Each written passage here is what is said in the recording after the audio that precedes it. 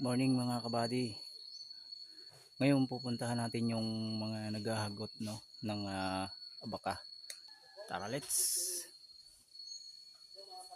So ang process nito wala mga kabady ay puputulin yung mga abaka na mga namumunga na, no? Tapos kapag ka naputol na, iipunin lang. Tapos kukunin yung ganito. Yan, kukunin nila yung ganito. So ito po ay wala na po itong balat, no? Nakuha na po dahil sa pagsuknip ni Buddy Marlon. Yan, ganyan lang po. Tinutusok po yan ng matulis na bakal para makuha. Ayan.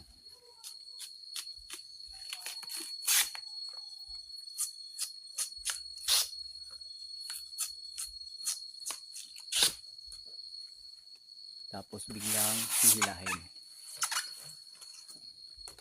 para makuha yung pinakabalat niya. Okay, punta naman tayo sa kabilang processing.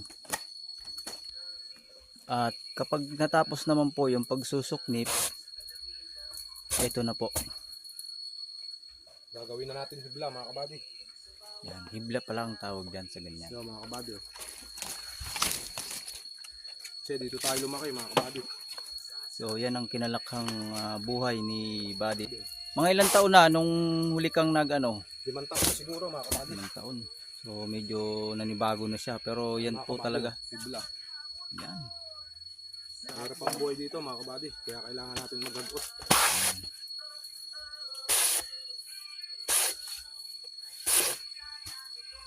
At kapag ka naman po nagawa ng hibla, ito naman po yung susunod na gagawin. Ayan, ibinibilad po siya hanggang sa matuyo. Pag natuyo na, may kanya-kanyang presyo po siya, no? So ito, kulay puti. Mas mahal ito, no? Mas mahal kaysa dun sa itim. Per kilo po ang bilihan nito.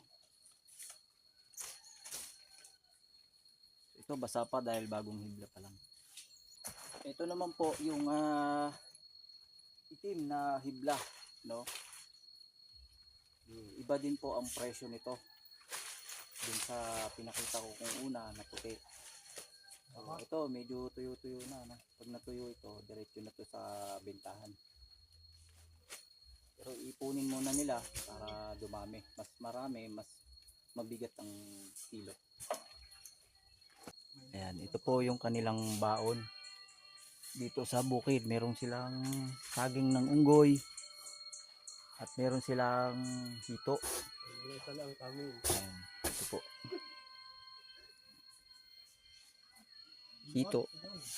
Tapos meron silang kanin, no? Yan, pinaka-kanin nila. Tikman natin yung kanilang baon-baon na hito. Saan yung nakuha to? Huh? Saan yung nakuha? Nangilaw. Ah. Nangilaw pala sila kagabi. Kaya ibaon sila.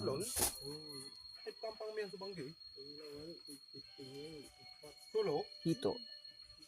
Hito po ito sa tabang. Kaya napakasarap ng ginataan nila. Tignan natin. Sarap. May nakita ako ditong hipon. No? Hipon sa tabang. Malalaki ho yan. Napakainam.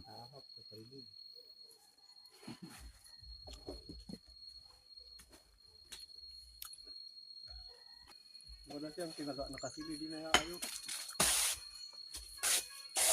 Tanabing niya ganda. Kaluan ba kayo ni? Ha? Kaluan. Tadaw. Kaya mampendi na nag-inom. Ha? Hindi. Ito yung gitna. Ito, kaurong nyo. So mga kabady, testing tayo. Hito. Dalag, hito. Baon nila dito mga kabady.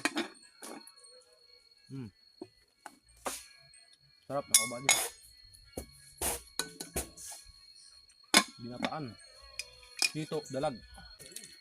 At isa pa sa mga baon nila rito habang naghahagot ng abaka ay itong tinatawag na laman ng gabi, no?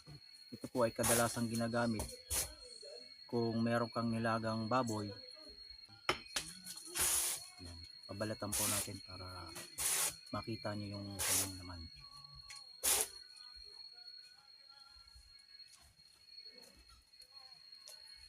Ang tawag po nito sa Masbate ay San Fernando.